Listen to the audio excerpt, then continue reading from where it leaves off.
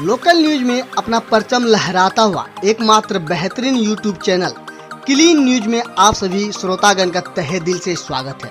तो सबसे पहले आज के मुख्य अंक के बारे में जानते हैं।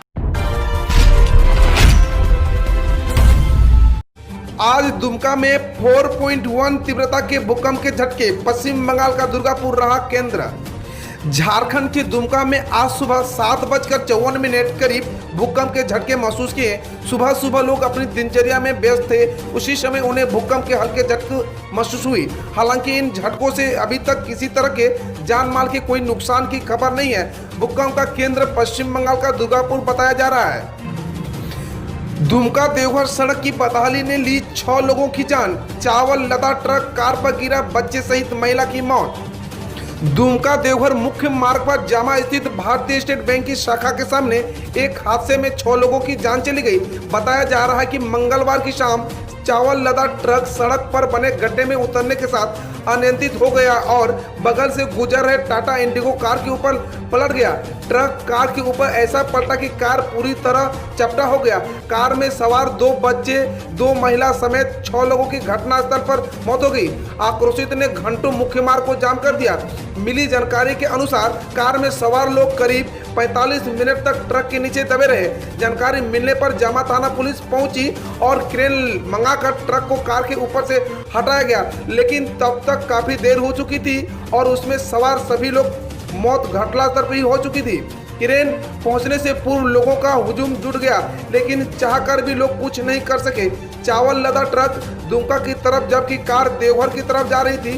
कार में सवार लोग दुमका के खूटा बांध के रहने वाले और मत्स्य विभाग में काम करने वाले अपने रिश्तेदार संजीव कुमार से मिलकर वापस लौट रहे थे।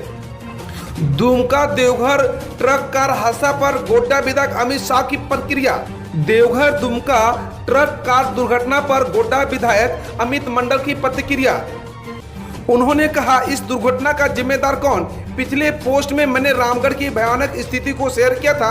आज देवघर जामा रोड में सुगनीबाद गांव के पास ये दुर्घटना हुई।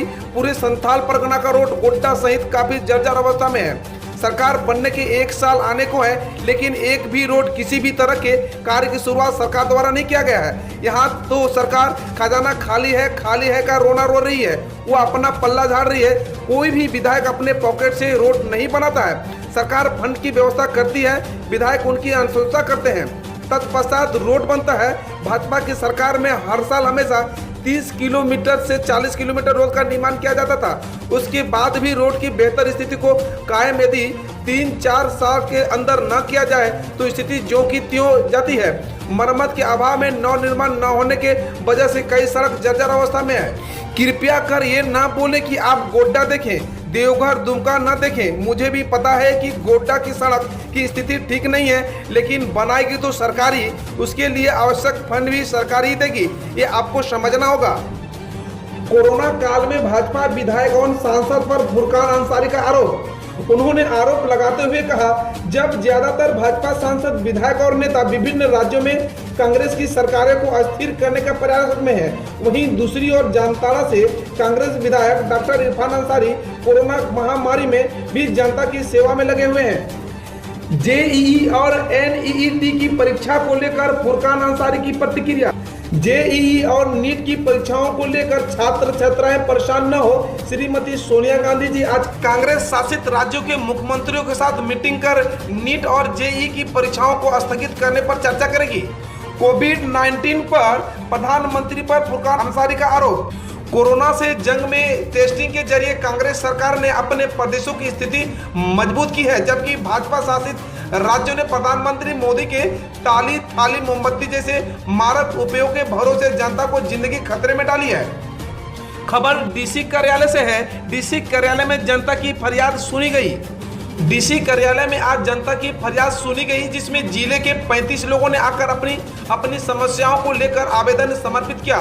सभी की शिकायतों को बारी बारी से सुना गया और संबंधित अधिकारियों को शिकायतों के निष्पादन हेतु आवश्यक निर्देश दिए गए। ग्रामीण विकास ट्रस्ट कृषि विज्ञान केंद्र को सभागार में प्रशिक्षण कार्यक्रम। खबर डीसी कार्यालय से है। ग्रामीण विकास ट्रस्ट कृषि विज्ञान केंद्र के सभागार में गरीब कल्याण रोजगार अभियान के अंतर्गत प्रवासी श्रमिकों के जीविकोपार्जन हेतु दक्षता विकास प्रशिक्षण कार्यक्रम के तहत फलों एवं सब्जियों का सब प्रसंग और मूल्य संवर्धन विषय पर 3 दिवसीय प्रशिक्षण कार्यक्रम जारी है। सामाजिक सुरक्षा के संबंधित समीक्षात्मक बैठक।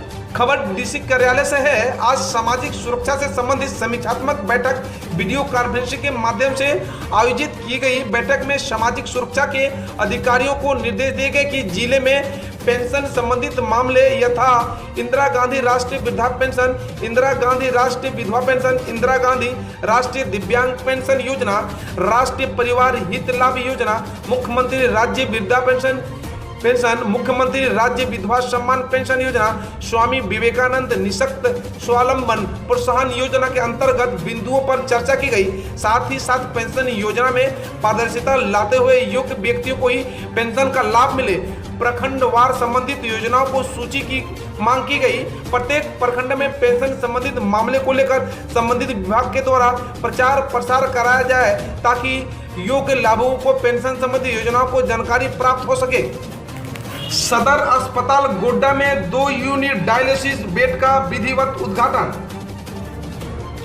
आज किडनी मरीजों के लिए जिला मुख्यालय स्थित सदर अस्पताल गोड्डा में 2 यूनिट डायलिसिस बेड का फीता काटकर विधिवत उद्घाटन किया गया। इस सुविधा के शुरू होने से लोगों को काफी सुविधा मिल सकेगी। गोड्डा जिले के लिए यह बड़ी उपलब्धि है कि यहां किडनी मरीजों को अब कभी बाहर डायलिसिस के लिए नहीं जाना पड़ेगा। इससे लोगों को डायलिसिस की सुविधा समय पर मिल जाएगी। देवघर दुमका राष्ट्रीय राजमार्ग पर हुए हादसे में मृत के परिवारों को गोड्डा सांसद के द्वारा संवेदना व्यक्त की। देवघर दुमका राष्ट्रीय राजमार्ग 11A पर हुए हादसे में मृत सभी 6 लोगों की आत्मा शांति की ईश्वर से प्रार्थना करता हूं। राज्य सरकार की अनदेखी और लापरवाही के कारण प्रदेश भर के मार्ग बदहाल है, लेकिन उनकी कोई सुध लेने वाला नहीं है, जिसके कारण प्रदेशवासियों को इस लापरवाही का खामियाजा उठाना पड़ रहा है। बस ऑपरेटरों के 6 महीने का टैक्स माफ करने का प्रस्ताव तैयार, 1 सप्ताह के अंदर हो सकती है घोषणा। कोरोना संकट काल में बिना कमाई के टैक्स चुकाने की बस संचालकों की समस्या को समझते हुए झारखंड सरकार ने बस ऑपरेटरों के 6 महीने का टैक्स माफ करने का प्रस्ताव तैयार किया है। सूत्रों के अनुसार अप्रैल महीने से सितंबर माह तक का रोड टैक्स माफ किया जा सकता है। वहीं अगले 1 सप्ताह में इसकी घोषणा हो सकती है। झारखंड में भी बस संचालक लंबे समय में इसकी गुहार लगा रहे थे। बस संचालकों का कहना था कि लॉकडाउन में आमदनी पूरी तरह से बंद होने के बावजूद उन्हें टैक्स वसूलना कहीं से भी उचित नहीं है। इससे उन्हें छूट मिलनी चाहिए। इसके अलावा भी बस मालिकों ने सरकार के सामने कई मांगे रखी है। झारखंड के 90% पंचायतों में नहीं पहुंची इंटरनेट सेवा। पंचायतों को डिजिटल बनाने के उद्देश्य से शुरू की गई केंद्र सरकार की भारत नेट परियोजना झारखंड में फेल है। यहाँ की 4,356 ग्राम पंचायतों में से अब तक 2,675 ग्राम पंचायतों को ही ऑप्टिकल फाइबर के जरिए नेट कनेक्टिविटी से जोड़ा जा सका है। इनमें से भी केवल 10% ग्राम पंचायतों में नेट सेवा शुरू हो सकी है, जो पंचायत भवनों तक ही सीमित है। इस तरह 1,681 ग्राम पंचायतों को अब तक ऑप्टिकल फाइबर से नेट कनेक्टिविटी नहीं मिली है। शिलान्यास के 1.5 वर्ष बाद भी सड़क निर्माण शुरू नहीं। खबर है देवघर के करों से। किसी भी गांव या शहर के विकास के लिए सुलभ यातायात साधन होना काफ़ी अहम कड़ी माना जाता है। खासकर ग्रामीण क्षेत्र की विकास की बुनियाद भी अच्छी सड़क से जुड़ी होती है, लेकिन प्रखंड मुख्यालय से महज 3 किलोमीटर दूरी स्थित सांसद आदर्श पंचायत डीडाकोली के प्रतापपुर गांव की स्थिति को देख विकास के दावों की कलई खुल जाती है। गांव जाने के लिए आज भी पक्की सड़क नहीं है। ग्रामीणों के लिए पक्की सड़क सपना ही है। सड़क का निर्माण नहीं होने से लोगों को आवागमन में काफ़ी परेशानी उठानी पड़ती है। गांव जाने के लिए पगडंडी नुमा सड़क है। बारिश होने के बाद इस सड़क पर चलना परेशानी का सबब बन जाता है, जिस पर जान जोखिम में डालकर आवागमन करना होता है। डायलिसिस यूनिट में गरीबों को निःशुल्क सेवा। खबर है गोड्डा से। किडनी मरीजों के लिए जिला मुख्यालय स्थित सदर अस्पताल में 2 यूनिट डायलिसिस बेड का विधिवत उद्घाटन मंगलवार को उपायुक्त भोर सिंह यादव ने किया। डीसी ने उद्घाटन के बाद पूरे परिसर का निरीक्षण किया और वहां डायलिसिस मशीन और मरीजों के लिए लगाए गए बेड का अवलोकन किया। साथ ही डॉक्टर और टेक्नीशियन से पूरी जानकारी ली। मौके पर डीसी के साथ civil surgeon doctor SP Mishra, RCH पदाधिकारी डॉक्टर मंटू टेकरीवाल, सदर अस्पताल के DM डॉक्टर PK सिन्हा आदि थे। सिविल सर्जन डॉक्टर मिश्रा ने बताया कि कोलकाता की कंपनी स्केग संजीवनी प्राइवेट लिमिटेड यहां PPP मोड पर डायलिसिस यूनिट संचालित करेगी। गरीब व BPL परिवार के मरीजों को निःशुल्क डायलिसिस की सुविधा मिलेगी। वहीं APL परिवार के मरीज को प्रति डायलिसिस सरकार की ओर से निर्धारित शुल्क 1206 रुपये भुगतान करने होंगे। खबर है सरैयाहाट से। सरैयाहाट में यूरिया की हो रही है कालाबाजारी। सरैयाहाट प्रखंड में यूरिया खाद की हो रही है कालाबाजारी की रोकथाम के लिए छात्र चेतना संगठन की प्रखंड इकाई के सदस्यों ने मंगलवार को CO द्वारिका बैठक को मुख्यमंत्री के नाम का ज्ञापन सौंपा।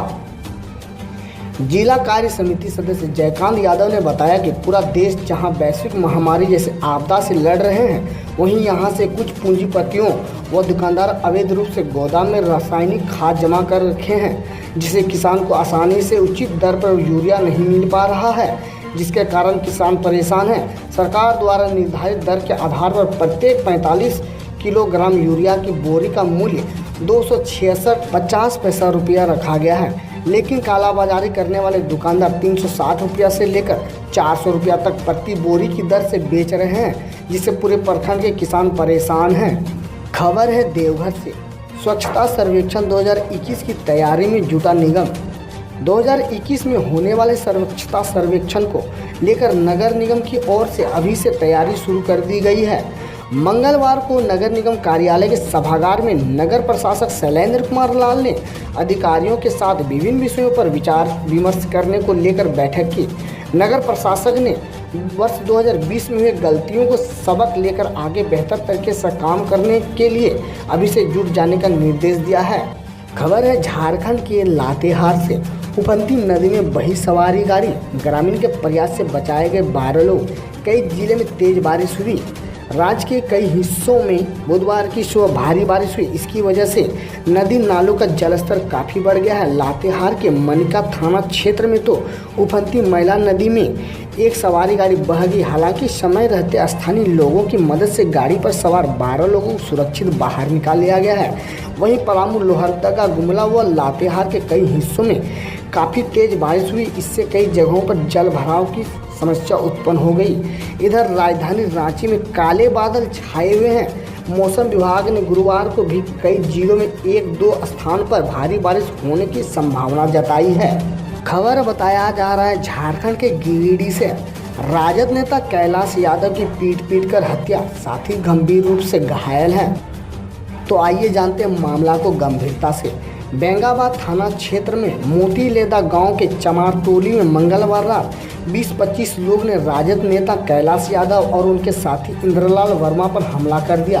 अपराधियों ने दोनों की लाठी डंडे से पिटाई की, जिससे वे गंभीर रूप से घायल हो गए हैं। इलाज के लिए धनबाद ले जाते वक्त कैलाश के रास्ते पे ही मौत हो गई, जबकि घायल इंद्रलाल वर्मा का इलाज गिरिडीह में चल रहा है। इंद्रलाल वर्मा प्रभारी मुखिया राजकुमार वर्मा के पिता बताए जा रहे हैं। सूचना के बाद बेंगाबाद की पुलिस घटनास्थल पर पहुंची और स्थानीय लोगों से जानकारी लेने के बाद जांच में जुट गई। पुलिस विवाद का कारण और आरोपियों की पहचान करने में जुटी है। फिलहाल घटना को किन लोगों ने अंजाम दिया है, इस पर चश्मदीद ने चुप्पी साधी रखी है। हम रोज ऐसे ही न्यूज लाते रहेंगे, तो यदि आपने अभी तक क्लीन न्यूज को सब्सक्राइब नहीं किया है तो पहले फटाफट सब्सक्राइब कर लें, साथ ही बेल आइकन को दबा दें ताकि कोई अपडेट मिस ना हो।